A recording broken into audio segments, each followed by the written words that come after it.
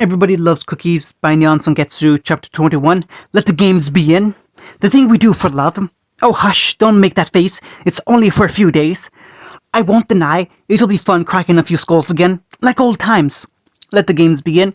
Aspen, no, please. I'm sorry, my old friend. Leonardo Lionheart did not die well. Bit of a pity, really, now that he'd wrung the answers out of his treacherous old friend. There was no further use of him. Likewise, he had no choice but to end the man's life, not when the alternative meant he would run to Salem. He could hardly let that pass after everything he'd done. Leonardo had betrayed the trust of not only Mistral, but many of its huntsmen and huntresses, cutting countless careers short. And so he would pay for their lives with his own. 'Twas the work of a moment to do the deed. A stern tap of his cane over the blubbering man's chest, and a bit of magic did the rest, or shattered as his cravered heart ceased to beat. A clean stroke, all things considered, one far better than that which the tribe would have given them. A merciful end of what remained of his craven heart. It was a quick death, one that shamed Ospen to deliver nonetheless. Leonardo had been a friend once, brave and loyal, the boldest of the bold. It pained him to see what he'd become. He lowered his head and took a moment to mourn the friend he was before, not the craven he'd been at the end, then drew his cane free and stowed it behind his back. Best not to linger over long. Questions would be asked. All that remained was to dispose of the grim seer hiding in that antiquated chamber. He wasn't at all surprised to find the hidden door open when he reached it, nor said seer waiting for him within. If anything, he'd expected such happenstance. He'd not been subtle at coming this way. Neither him nor the tribe he commemorated. Doubtless his dear friend was busy begging for her to save him before he arrived. Sure enough, the grim sprung to life as he drew near, countless tentacles tasting the air as its orbs fixated upon him. A low voice emerged from its inky depths. Ozma. Ospen closed his eyes and stifled a sigh between his teeth. How long had it been since they had spoken to another? Since he'd heard her voice like this? If he kept his eyes closed, he could almost feel himself think she was here, in the same room with him. The things were the same as they'd always been. It was tempting to dwell upon the past. So easy, simple even, to lose oneself to it. But that way lay defeat. He opened his eyes and lifted his chin. Salem, you sound well. Well, he says, she scoffed. You've killed Leonardo then? A pity. He was a coward, but a useful one. Anger sparked in his chest. He sombered it with a small, sardonic smile. I will remember him as he lived, not as he died. How benevolent of you. Was that anxiety in her voice just now? Surely not. Enjoy your victory and return to Vale. Events have progressed in your absence. Have they now? What game was she playing? Are you that eager to remove me from Mistral? Listen to me, you impudent oaf. This time, there could be no denying that she didn't miss the stress warbling her words. If you had told me that Thing had returned to Vale, I would have waited until he grew bored or moved on. Thing, she must mean Naruto. Now it's too late. He's been provoked, which in turn provoked my minions, and round the cycle went. It's all but lost now. Cinder is dead. Tyrion is a drooling mess, while Watson and Hazel prepare a catastrophe the likes of which you've never seen for hundreds of years. Catastrophe? His mouth faltered. Now wait just a moment. All of Vale will burn if those two have their way. She most assuredly did not. His loved ones will die in the cataclysm that is to come. All of them, each and every one. How do you think he'll react to that? Poorly, that's how. He'll become a plague upon us both, upon this world. He held up a hand. If you would but let me finish. And where have you been? The seer surged forward, her seething voice rising from it in an angry hiss. Stomping around, cracking skulls, reliving the glory days. Fool! Return to Vale and help him avert the disaster at once. And what, pray tell, he adjusted his glasses, do you wish for me to avert? Despite the distance, he felt her stare sear into his soul. Death. Naruto clapped his hands. All right, kids. Keen blue eyes considered the three exhausted fighters assembled before him. I've trained you as best as I could, given what little time we have left, ready for the festival tomorrow. Adam rubbed his jaw and slouched on the stool, no doubt mulling over that very reminder.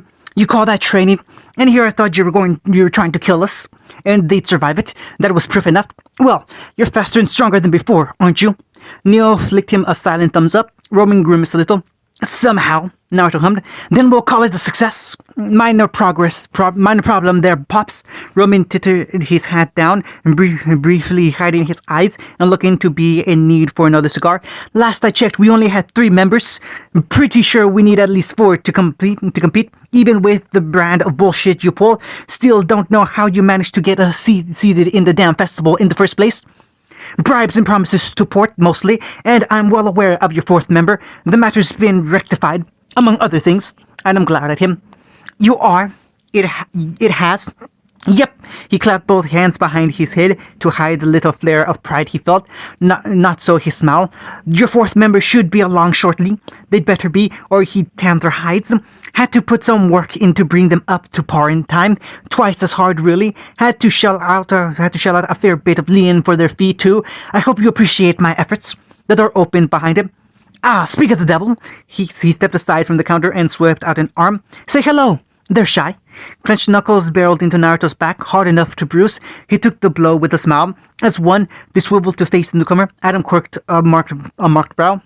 Holy shit, Roman finished. Is that who I think it is? How'd you pull this off?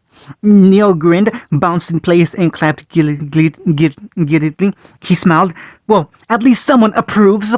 All right, you 4, off you go. I've got orders to fill and cookies to bake. Adam and Roman looked between themselves. He could tell they suspected something, if not about their new teammates, then their silence. He could see it in their eyes. None of them voiced these questions. Bless their simple little souls. Neil was Neil. She proudly didn't care so long as she got to have her fun. In short order, they were off, and no wiser to what he had planned. The door opened behind him again. Raven stepped through. Vanessa and Sapphire joined her shortly thereafter. Raven's chin came down on his shoulder, eyes half-lidded. You didn't tell them about your plan, did you?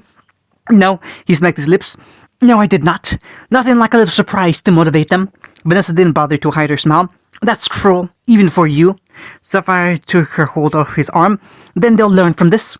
Naruto certainly hoped they would. The next days promised to be entertaining. Ladies and gentlemen, let the Vital Festival begin. For our first round, we have... Nor clapped her hands and prayed to the stands as Port's voice rang through the arena. Not Adam's team, not Adam's team, not Adam's team.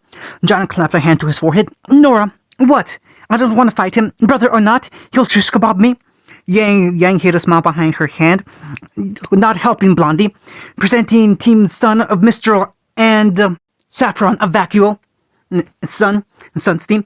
She remembered that much, but Sapphire, it was something about that name. He pronounced it as Saffron. She looked down among the contestants like eyes narrow, watched now, widened as they emerged. Her eyes caught 4 familiar faces, younger perhaps, but she knew the well enough all the same. Ah yes, she knew those faces well, very well. They barely bothered to disguise themselves. One of them, a blue-eyed blonde wearing an eye patch, looked her way and winked. Her heart sank right down into her stomach and balked property there. Yang palmed her face. Oh, this is bullshit.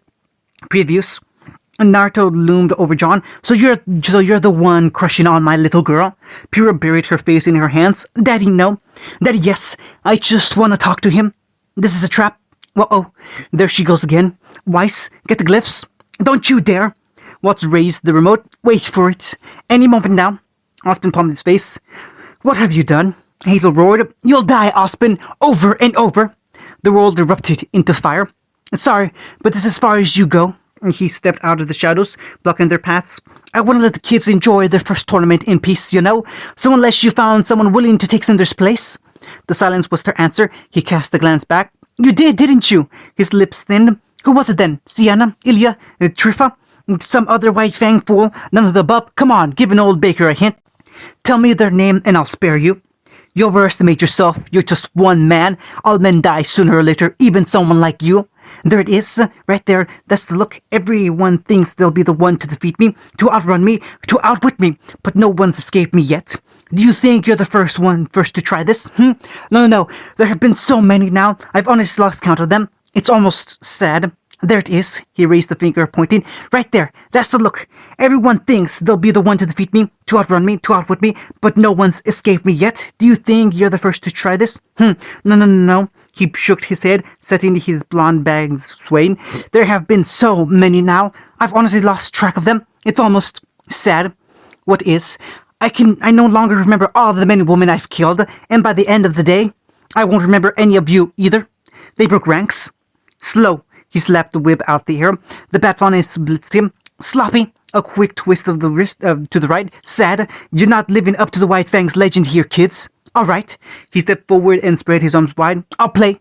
You have 9 seconds. Credit where it was due. They acted quickly. He'd give them full marks for that. A whip cracked out, obliterating his right eye. He allowed it. 1 second. Clenched knuckles slammed into his face, obliterating half of his skull. 2 seconds. His head snapped backwards. 5. In the same instant, that fist closed around it and smashed him down. Twice, thrice, once, twice, thrice. He was still reeling when his would-be killer leaped away, when the rest unloaded on him, filling his body with holes. 6. Explosive rounds. They'd done their homework. 7. He slumped where he lay.